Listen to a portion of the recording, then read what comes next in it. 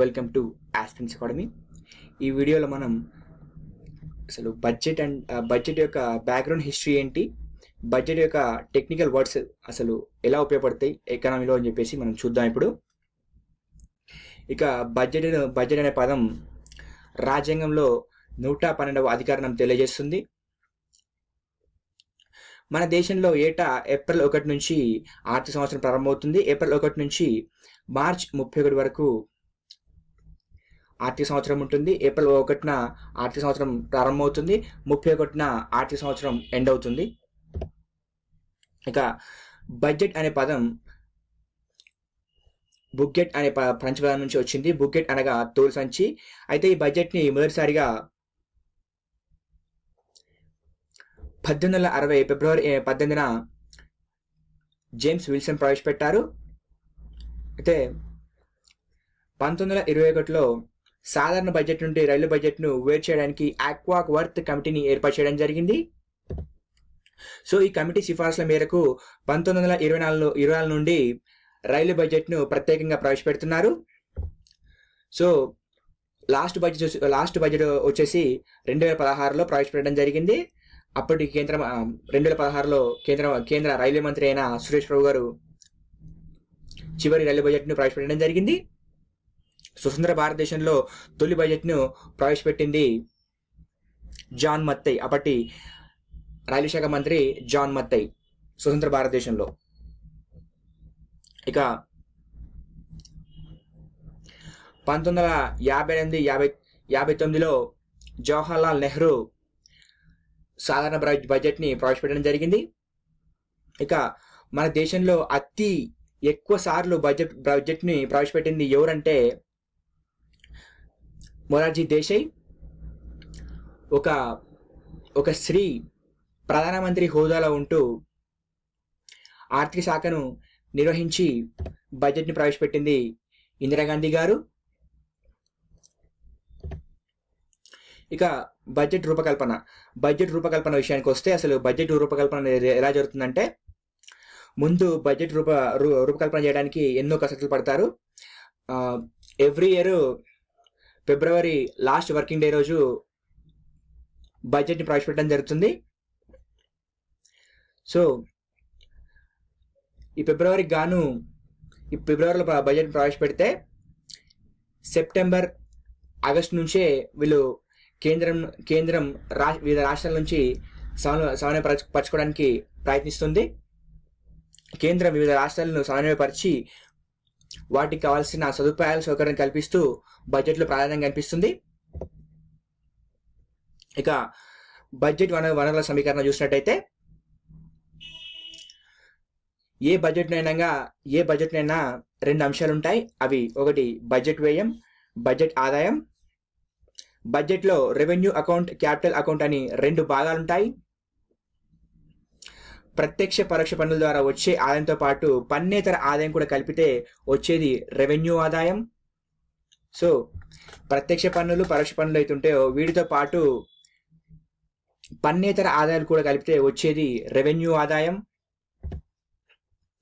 ప్రభుత్వ సర్వీసులకు వసూలయ్యే సొమ్ము, వివిధ ఫీజులు, కంపెనీ లాభాలు, డివిడెంట్లు, వడ్డీలు, బాండ్, స్టాక్ మార్కెట్ల లావాదేవీలు తదితర అన్నింటిలోనూ ప్రభుత్వ చట్టపర ఆదాయ వాటా ఉంటుంది. వీటన్నింటినీ కలిపి రెవెన్యూ అకౌంట్లో నమోదు చేస్తారు. సో ఏవైతే ఉంటాయో డివిడెంట్లు, వడ్డీలు, బాండ్లు, స్టాక్ మార్కెట్లో ఒక లావాదేవీలన్నింటిలోనూ ప్రభుత్వం ఒక చట్టపరమైన వాటా ఉంటుంది. వీటన్నింటినీ కలిపి రెవెన్యూ అకౌంట్లో నమోదు చేయడం జరుగుతుంది. ఇక ప్రభుత్వం ద్వారా తీసుకున్న రుణాల రికవరీ, ఇతర ఆదాయాలు, అప్పులు, భవిష్యత్ చెల్లింపులన్నింటినీ కలిపి క్యాపిటల్ అకౌంట్లో చేరుస్తారు. వీటన్నిటిని సమీకృతం చేస్తే సమగ్రంగా వచ్చేది పూర్తి రెవెన్యూ అకౌంట్. వీటిలో ఈ బడ్జెట్లో ప్రణాళికేతర వ్యయం అని చెప్పేసి రెండు భాగాలుంటాయి. ఇక ప్రభుత్వ సేవలను చూసినట్టయితే ప్రభుత్వ సేవలు మూడు రకాలుగా విభజించవచ్చు. మొదటిగా సాధారణ సేవలను చూసినట్టయితే ప్రభుత్వం చెల్లించే వడ్డీలు, గతంలో తీసుకున్న ప్రభుత్వ అప్పుల చెల్లింపులు, రక్షణ రంగంపై వెచ్చించే ధనం, పెన్షన్లు, శాంతి భద్రతల కోసం, పోలీస్ రక్షణ వ్యవస్థ కోసం వినియోగించే ధనం, వివిధ ప్రభుత్వ శాఖ నిర్వహణ తదితర అంశాలు సాధారణ సేవల్లోకి వస్తాయి. ఇక రెండవది సామాజిక సేవలు. సామాజిక సేవలోకి విద్య, వైద్యం, కుటుంబ సంక్షేమం, బలహీన వర్గాల కోసం ఉద్దేశించిన వ్యయం, యోజన సర్వీసులు, వృద్ధులు, వికలాంగులు, నిరాశ్రయులు, అనాథాలు, ఇతరుల కోసం వినియోగించే చెల్లింపులను కూడా సామాజిక సేవలోకి చేర్చవచ్చు. ఇకపోతే మూడవది ఆర్థిక సేవలు. ఆర్థిక సేవల్లో వచ్చేసి ఏవేవి వస్తాయంటే వ్యవసాయ రంగం, పారిశ్రామిక రంగం, ఖనిజ రంగం, నీటిపారుదల, ప్రాజెక్ట్ నిర్మాణం, రవాణా, విద్యుత్ శక్తి, ఉపాధి కల్పన, అనుబంధ పథకాలు లాంటి వాటన్నిటిని ఆర్థిక సేవలుగా పరిగణిస్తారు. పైన పేర్కొన్న వాటితో పాటు ఇతర విభాగాల్లోనూ ప్రభుత్వ సేవలుంటాయి. ఇక బడ్జెట్ యొక్క సాంకేతిక పదాలను చూసినట్టయితే బడ్జెట్ లోటు. బడ్జెట్ లోటు అంటే అసలు ఏంటి? ఒక బడ్జెట్లో సమగ్ర గణాంకాలు చేర్చాక ఆదాయ వ్యయాల వ్యత్యాసాన్ని బడ్జెట్ లోటుగా చెప్పవచ్చు. సో ఒక బడ్జెట్ తీసుకుంటే బడ్జెట్లో ఒక అన్ని గణాంకాలు అన్ని కేటగిరీస్కి అలొకేషన్స్కి అయిపోయిన తర్వాత, అన్ని కేటగిరీస్కి అన్ని డిపార్ట్మెంట్స్కి అలొకేషన్ అయిపోయిన తర్వాత, సో ఏదైతే ఎక్స్పెండిచర్కి ఇన్కమ్కి డిఫరెంట్ ఉంటుందో అదే బడ్జెట్ లోటు. ఇక విత్త లోటు.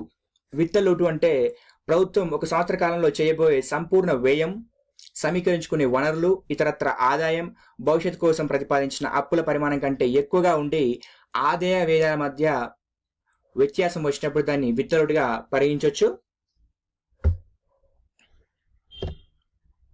ఇక రెవెన్యూ లోటు చూసినట్టయితే రెవెన్యూ లోటు ఆదాయ అంచనాలు ఆదాయం తక్కువగా ఉండి ఖర్చులు ఎక్కువగా ఉంటే అప్పుడు ప్రభుత్వం ఏం చేస్తుందంటే ప్రభుత్వ రంగంలో నిధులు లేకపోతే ప్రభుత్వేతర రంగ పొదుపులను వాడుకుంటూ వినిమయ వ్యయాన్ని ఆదుకునే ప్రక్రియనే రెవెన్యూ లోటుగా నిర్వహించవచ్చు. సో ఇక్కడ సింపుల్గా అర్థం చేసుకోవచ్చు. ఆదాయం తగ్గి ప్రభుత్వం యొక్క ఖర్చు ఎప్పుడైతే పెరుగుతుందో, సో ప్రభుత్వం దగ్గర ఉన్న నిధులు కానీ లేక ప్రభుత్వేతర నిధులను కూడా వాడుకుంటూ ఆదుకునే ప్రక్రియనే ఇక్కడ మనం సింపుల్గా రెవెన్యూ లోటు అని చెప్పొచ్చు.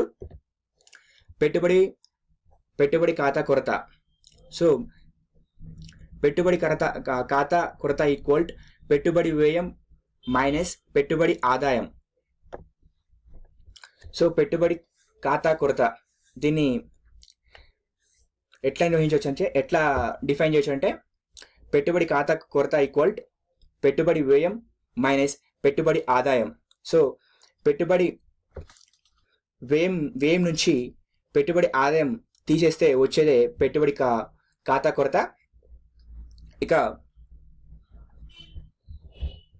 ప్రభుత్వం తీసుకునే అప్పులు, నగదు నిల్వల వినిమయం కొలమానాన్ని స్థూల విత్తలోటుగా నిర్వహించవచ్చు. సో స్థూల విత్తలోటు ప్రభుత్వం తీసుకునే అప్పులు, నగదు నిల్వల వినిమయ కొలమానాన్ని స్థూల విత్తలోటుగా నిర్వహించవచ్చు.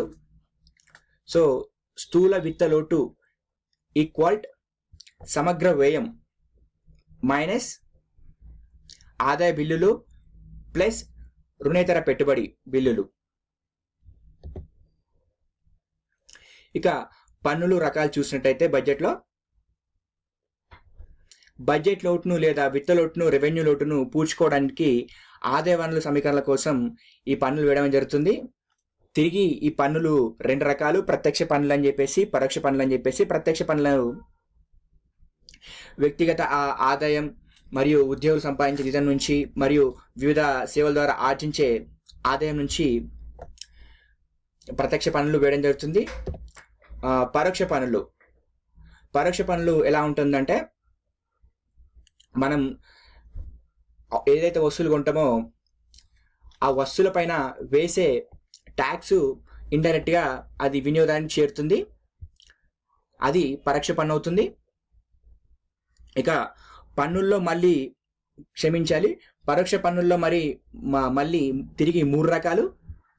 అవి ఏంటంటే అభ్యుదయ, అనుపాత, తిరోగమన పన్నులు. మొత్తం 3 రకాలు. అభ్యుదయ పన్ను, అనుపాత పన్ను, తిరోగమన పన్ను. మొత్తం పరోక్ష పన్నులో 3 రకాలు. మన దేశం మాత్రం పురోగమన లేదా అభ్యుదయ పన్ను విధానాన్ని మన దేశం అనుసరిస్తుంది. దీని ప్రకారం ఆదాయానికి అనుగుణంగా పన్ను శాతం పెంచడం ద్వారా ధనిక వర్గాల నుంచి ఎక్కువ పన్నులు వసూలు చేస్తారు.